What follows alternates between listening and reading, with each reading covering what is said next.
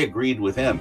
The math didn't work, but really, I think the big thing with the signings that they made is it for me. It isn't how much they paid these guys, David. It's that they all offered the same qualities. There wasn't a balance in the big contracts. You know, they didn't have a really good number one defenseman back there that they were paying really good money. I know they paid, they eventually paid Riley good money, but not a young stud of a defenseman. They had Nylander, Matthews, and Marner. They're not any different. They're offensive threats. They're scorers. They're great puck handlers.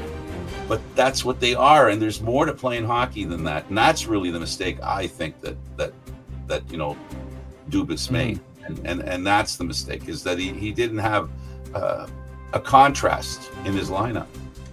Yeah, of stars. Well, exactly right. And look, I mean, it's become apparent now where the changes have been made on the blue line in a lot of areas.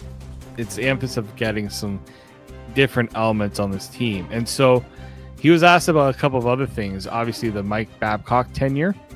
Yeah, that seemed like a backhanded apology almost, didn't it? It seemed like it was not that he was back and going backwards, but he seemed really nice about Babcock. Yeah, he said the reason why this team was able to make the playoffs as quick as they did, he brought accountability, the detail, the work ethic. We know Mike Babcock had that resume. It's just the other stuff that didn't really work out. And he even said it was kind of clear the group wasn't taking the next step with him. We have to try to find another voice to push us ahead in both the regular season and the playoffs. And that led to the decision to have Sheldon Keefe come aboard. But the big one, and kind of rehashing we're talking about rehashing old wounds. He brought up the Mitch Marner Babcock Marner list. The Marner list. Sorry, where Marner basically was asked to do that work ethic list, and essentially they said, "Well, what'd you know about it?" He's like, "I didn't hear about it until you guys heard about it."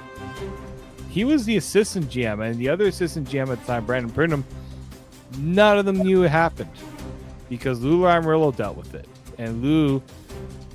Basically, I mean, credit to Lou Lamoriello for being able to keep it quiet for that long, because it wasn't until after Lou was gone and Kyle Dubas was the GM that this all came out. And I feel like the Toronto Sun were the ones that reported it. Lou Lamoriello, we know he has a way of handling things. And kind of speaks to that, but I was a little surprised that Lou kept it from his assistants. Are you? No. Lou Lamoriello is the definition of holding things close to his vest. He's the definition of that. I'm not surprised. I'm surprised the media horde being what it is in Toronto, that it didn't slip through. Never mind, somewhere between Marner, Babcock, and Lamoriello. Once it got to Lamoriello, it died because nothing's gonna come out after that. No, for sure. We're gonna talk about kind of bringing it into this conversation because there's a cautionary tale, I think, in all of this. There's a couple of things that he did talk about that I wanted to bring up with you, especially when it comes to how this team improves, what the team uses in terms of assets to improve, but also the idea of pressure on the players. Kyle Dubas did bring this up when they talked about it, so I want to get your thoughts. And we'll discuss that next here on the Locked On Leafs podcast, part of the Locked On Podcast Network, your team every day.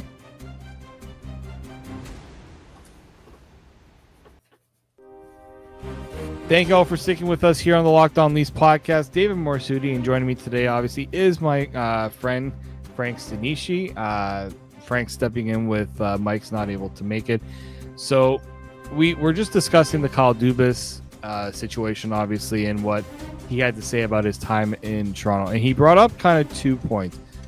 I want to talk about first the point about the Mason Marchment deal, because obviously, at the time, Mason Marchment was nowhere near the complete player that he was, when he joined the Panthers. I'm just trying to remember exactly how old both players were at the time. I'm pretty sure Dennis Malgin. So Malgin was actually younger by a year. He was 23, and Marchment was 24. Now we also have to remember Marchment wasn't a drafted player. There wasn't really. He had to kind of work his way up a bit more. So it's not like the Leafs went with an older player. They just went with somebody who they felt just had more. They brought he was going to bring more offense to the lineup. But what it kind of shows too is the cautionary tale of abandoning a player in their development before they become a finished product. And I wanted to bring that up today because there's been a lot of talk about how the Leafs can improve, what they can use to improve. We know that this Leafs team does not have many top draft picks available. I think they have going into next year, into the 2026 draft, they don't have a first round pick. We know that. They don't have a pick in 2026 in this year, or in 2027. They do not have a first round pick. They don't have a second round pick in 2026 either. So obviously, if the Leafs want to potentially make a deal to improve the team, well, guess whose name has been brought up quite often? Easton Cowan, right? He is their top prospect. He's the guy that maybe teams are like, you know what?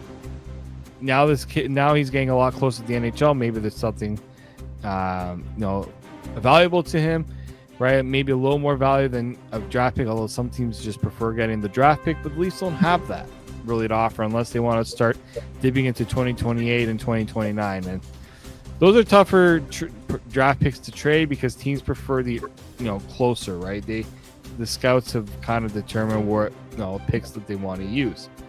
But the cautionary tale, Frank, and I want to ask you this is, if somebody were to tell you today that the Leafs should consider trading Easton Cowan if they want to at some point this year to improve the top six, what are your thoughts about that? The biggest thing that I don't like about predictable needs that a team has, going out looking for players that it basically broadcast around the league that they want. You're trading from a weak position, which means you're going to give up more than you should.